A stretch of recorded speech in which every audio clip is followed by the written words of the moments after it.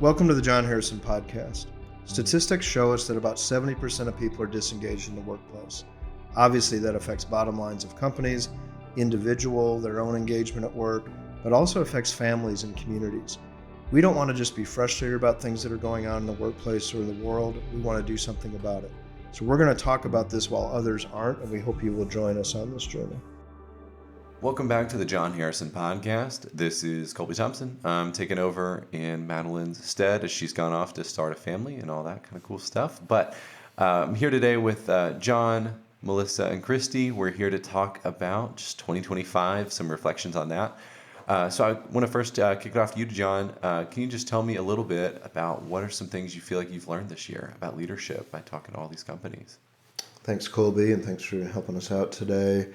So before we even talk about 2025 and some things I've learned over the year, I think we just want to thank our clients and so many supporters of ours, individuals and companies, organizations.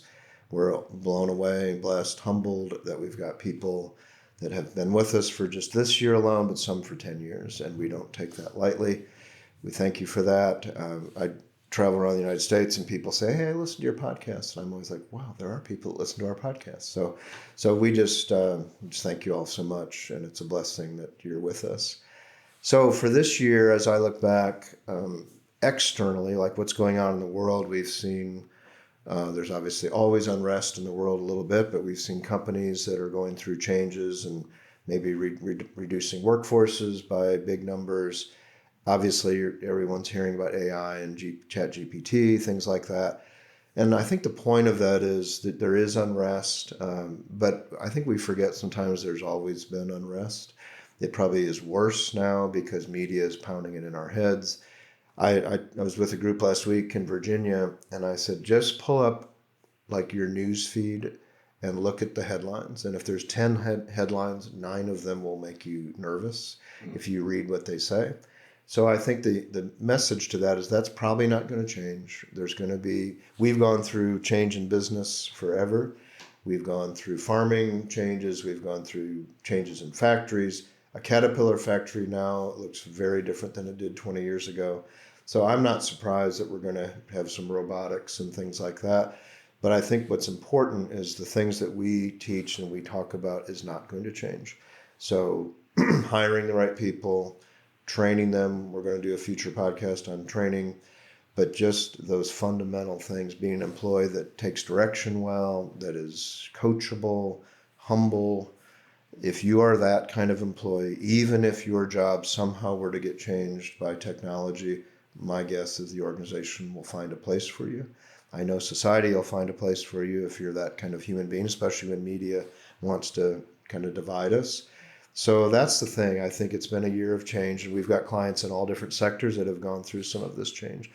The other piece of that, regardless of who's in the White House, regardless of what's happening with technology, we have to be excellent in companies, and all organizations do have waste.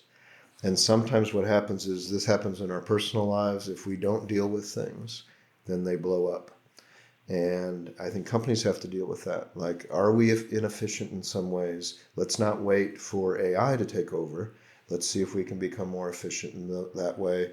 If we have relationship things going on in the workplace, whatever it is, we've got to deal with that head on. So I'm always encouraged. I'm kind of an optimist by nature that, yes, the world keeps changing around us, but the fundamental things are still the key things. That's great. Melissa, I also want to kick it over to you. What are kind of some things, you've been going through a lot of these training sessions and talking with a lot of clients. What do you feel like this year has been kind of something that stuck out to you about how to lead? Yeah, I think most of the clients that we talk with, whenever they come to us, right, they feel some stress and frustration about particular pieces of their business that they're not maybe connecting well with, their employees or leadership in their company. And to them, in some ways, it feels like it's a revolutionary kind of thing, right? And it may be something that they haven't dealt with before. But I think that's one of the things that, with the VIP way, it's really universal. And it's also flexible in terms of just how they can apply it in terms of their business and the challenges that they're having. Because really and truly, the people side of the world just doesn't change, right? I mean, we're all very different. We all have different needs. We all have different communication styles. It's just learning how to adjust to those and adapt to it while at the same time remaining positive and resilient in that.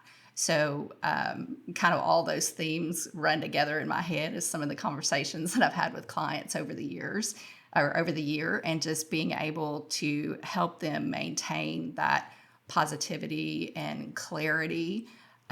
Clarity is a huge piece of it, right? It's the very first step in the VIP way, setting those expectations. But then once you have that clarity, making sure that you're incorporating it into the organization in a consistent fashion through your hiring practices, as well as, training all your people.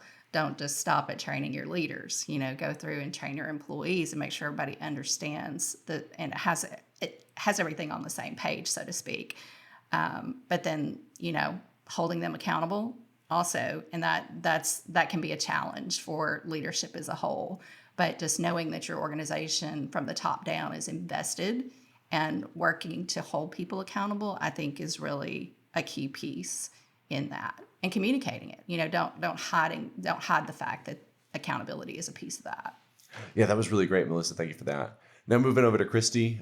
Christy, you started working here at Jon Harrison this year. At your previous company, y'all were implementing the VIP way, but now you're kind of really getting an inside look at it. And I'm just really interested to hear your perspective on things. Yeah. So everything has been kind of different. And I'm not going to lie, I came in thinking, oh, I've worked with Jon for 6 years as a vendor. I know exactly what they do. I know the VIP way. But it has really been enlightening and eye-opening just to be on this side of the table, because sometimes even going through the training at my old job, it still kind of felt like decisions were being made that maybe didn't implement the VIP way, or maybe everybody wasn't as bought in as we wanted them to be. But now I actually get to hear from the leaders. So hearing them say, what can we do to make our workplace better? Not saying that our old utility didn't say the same thing. It's just that we didn't hear it. So now I actually hear some of those conversations, and being able to hear them say, we know something's not working. We want to make sure it's better. What are some of those first steps? Where do we need to start? How do we live out the culture that we implemented? So it's not just something we hang on the wall or something that's on our webpage, but we really want to see employees come to work happy, leave happy, work more efficiently. And just to give you an example of what I'm talking about, I was on the call with the CEO that had just wrapped their first year, and all they wanted to do was get feedback from their direct reports. I want to know if my leadership style is working. I want to know, how can I improve? How can I be better? Am I giving them everything that they need? And this person was very specific in, I want them to feel free to speak. I want them to leave me comments. Like, I don't want them to be able to just check a box, but I want to hear, what am I doing well so that I can do more of it? And where do I need to improve? They were confident in their leadership skills, but wanted to make sure it was a good fit for the people that they were actually leading, to the point that we kind of had that one call. They shifted everything to their director, wanted to stay completely out of it so the results could be anonymous. And I just thought, oh, wow, that's amazing to be that involved with what people think, because sometimes we get caught up in, this is the way I lead, so get on board. But to actually say, no, I tried this for a year. If there's something that's not working, tell me so that we can all grow together, was a great example of leadership. So with that, with what Melissa talked about, clear expectations from the top down, Christy just talking about getting feedback. I think what we've seen, the companies we work with who actually do have clear expectations from the hourly workforce all the way to the executive suite, they're the ones that are doing the best. And again, we always say that doesn't have to be done with us. If you can do that on your own, awesome. But I think that's what we're seeing. Matter of fact, one of our clients has now made sure that they have a Spanish-speaking version of our training, because that population was not being reached. So when you do that, when the expectations are that clear from top to bottom, we've had a client that went through the training and all of a sudden realized they didn't have core values set. So they had to go kind of back after the training and go, we have to reset expectations here because they weren't clear. Christy's point of executives, managers going, I want some feedback on how people think I'm doing. That's the piece, I think, those pieces that we've seen, when those are in place, things get better. And I'll tell you what, I think employees give more grace to their management to go, you know what, they're trying. They're not perfect, but wow, they ask for my feedback. We're training people consistently across this company. I think when employees see that, I think their hearts are more aligned with the company, and there's going to be more passion. Yeah, that's really great, John. Thank you so much for that. I feel like we've really discussed here what we've learned in 2025. And yeah, just thank you to all our listeners for listening and tuning into this podcast. Hope you have a very Merry Christmas and happy 2026. Thank you for joining us today on the Jon Harrison podcast. As you know, we believe that a positive work culture creates a ripple effect that extends into families and communities. If you found anything of value in today's episode, please share it with somebody so they can hear it as well. And if you have questions or topics you'd like us to cover in future episodes, please fill out the form below.